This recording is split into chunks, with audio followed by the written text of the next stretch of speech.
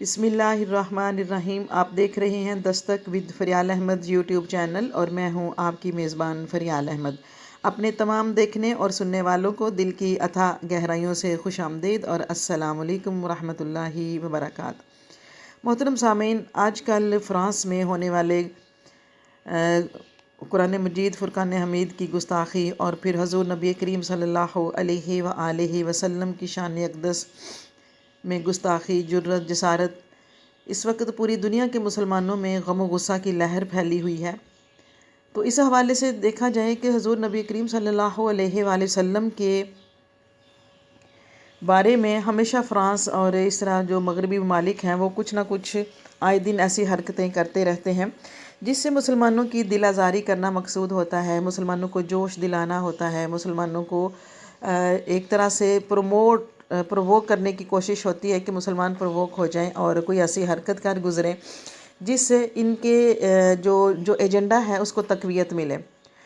تو محترم ناظرین اور حاضرین، اس ایجنڈے کو ناکام کرنے کے لیے آسان سا حل آپ کو بتا رہی ہوں کہ ان حالات میں جب کہ حضور نبی کریم صلی اللہ علیہ وآلہ وسلم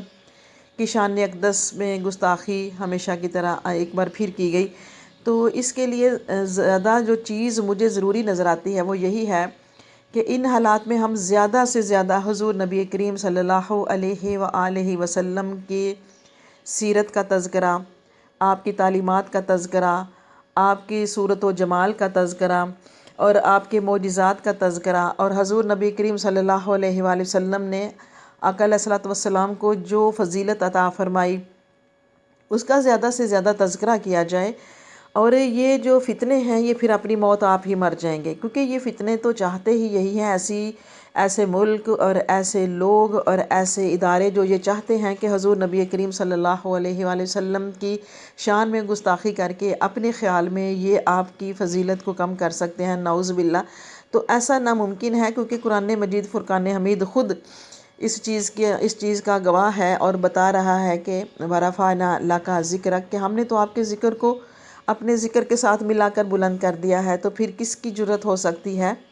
کس کی اتنی جسارت ہو سکتی ہے کہ وہ حضور نبی کریم صلی اللہ علیہ وآلہ وسلم کی شان اقدس میں گستاخی کر کے آپ کی فضیلت و کمالات کو گھٹا سکے۔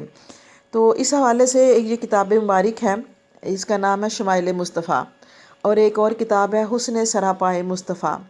جس میں چونکہ یہ میلاد النبی کی خوبصورت گھڑیاں ہیں اور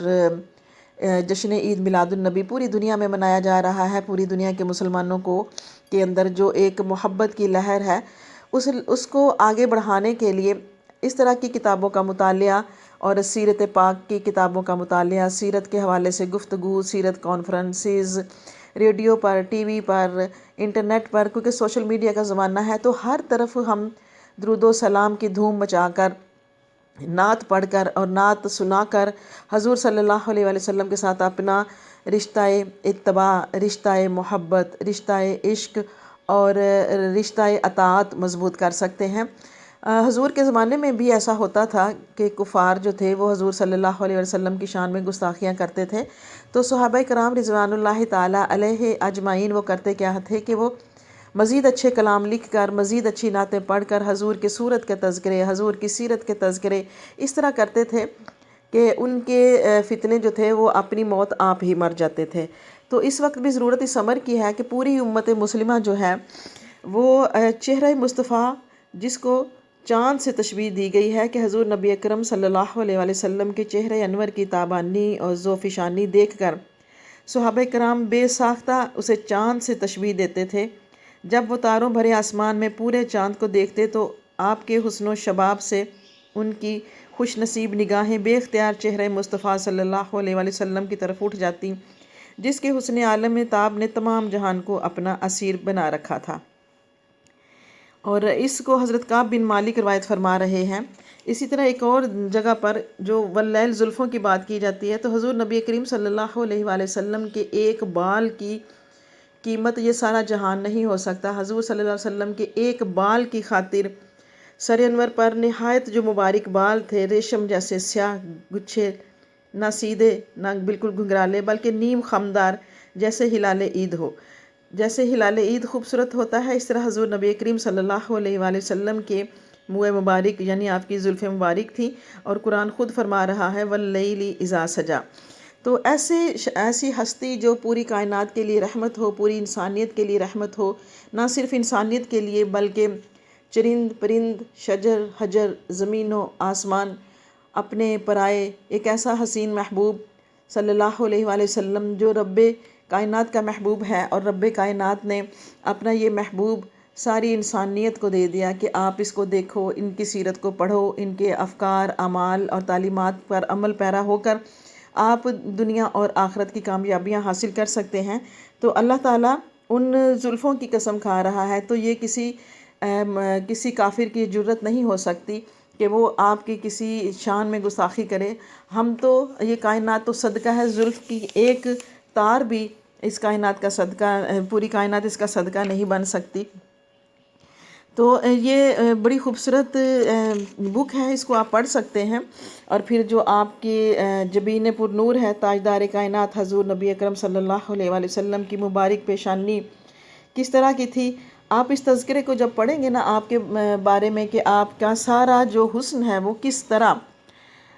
جان لینا چاہیے کہ سرور دو عالم صلی اللہ علیہ وآلہ وسلم کے روحانی کمالات اور خصائص اور پھر باطنی فضائل کے علاوہ آپ صلی اللہ علیہ وآلہ وسلم کا بے مثل حسن و جمال بھی آپ کا زندہ و جاوید معجزہ ہے، جس کا تذکرہ کم و بیش سیرت کی تمام کتابوں میں موجود ہے۔ یہی سبب ہے کہ ہم صلی اللہ علیہ وآلہ وسلم کی سیرت مطہرہ کو جاننے کے ساتھ ساتھ آپ کی صورت طیبہ بھی دیکھنا چاہتے ہیں۔ پھر ایک اور چیز، حضور صلی اللہ علیہ وآلہ وسلم کی نہ صرف صورت، آپ کا ظاہری حسن و جمال، آپ کا باطنی حسن و جمال، فیوز و برکات اور کمالات ظاہر ہوتے ہیں پوری کائنات پر، بلکہ آپ کا نام نامی جو ہے محمد صلی اللہ علیہ وآلہ وسلم، جس کا مطلب ہی بار بار تعریف کیا جانا والا، اور تعریف بھی ایسی کہ جہاں بار بار تعریف کی جائے اور جہاں تعریف رک جائے وہاں سے پھر آپ کی تعریف شروع ہو جائے، پھر رک جائے پھر شروع ہو جائے، یعنی ایسی ہستی، ایسا مبارک نام کہ بار بار تعریف کیا گیا، سب سے زیادہ تعریف کیا گیا اور کیا جانے والا۔ اور یہ تعریف ایک دو زمانوں کی بات نہیں ہے، جب سے حضور نبی کریم صلی اللہ علیہ وآلہ وسلم اس کائنات میں تشریف لائے ہیں اس سے پہلے کی بات ہے،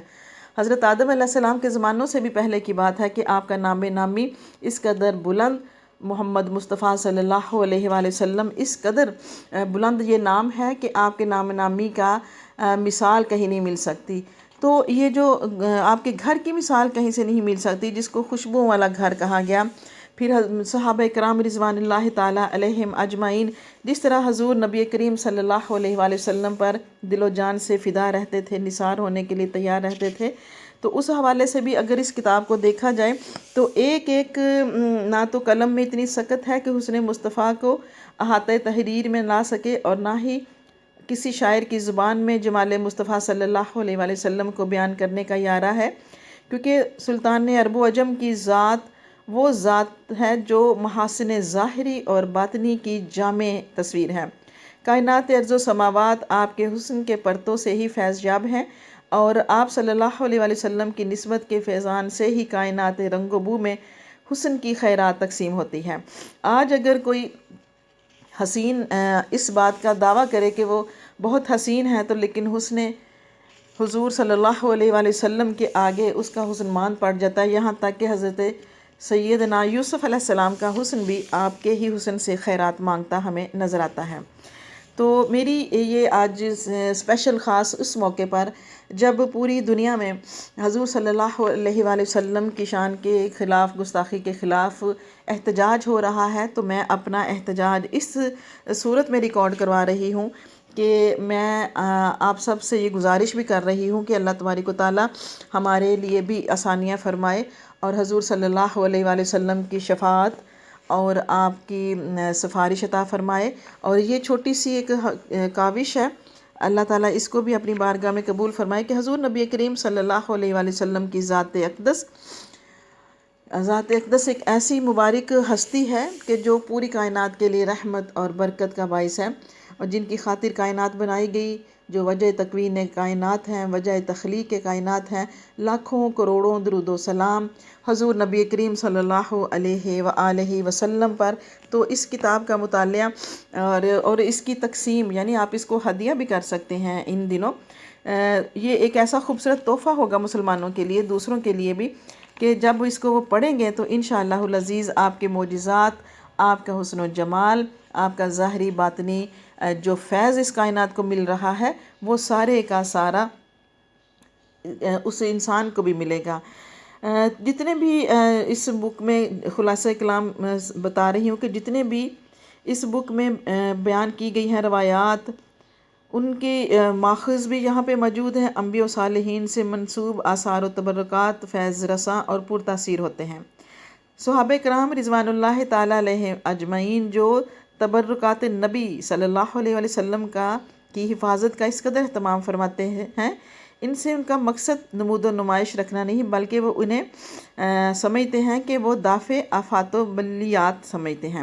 اور ان کے وسیلے سے اللہ کی بارگاہ میں دعا کرتے ہیں۔ اور یہ بھی ثابت ہے کہ صحابہ کرام رضوان اللہ تعالیٰ علیہ اجمعین ان تبرکات سے فیض و برکات حاصل کیے اور مقاصد جلیلہ بھی حاصل ہوئے ان کو۔ اللہ تعالیٰ ہم سب کو حضور نبی کریم صلی اللہ علیہ وسلم کے ساتھ اپنا رشتہ محبت، رشتہ عشق، رشتہ اتباع اور رشتہ تعظیم قائم رکھنے کی توفیق عطا فرمائے۔ لاکھوں کروڑوں درود و سلام حضور نبی کریم صلی اللہ علیہ وآلہ وسلم پر۔ اگر آپ کو پروگرام دستک پسند آ رہا ہے تو میرے چینل کو سبسکرائب کریں، بیل آئیکن کو پریس کریں، کمنٹ سیکشن میں جا کر اپنے خیالات کا اور اپنے رائے کا اظہار کریں۔ آپ کی رائے کی منتظر فریال احمد۔ والسلام علیکم ورحمۃ اللہ وبرکاتہ۔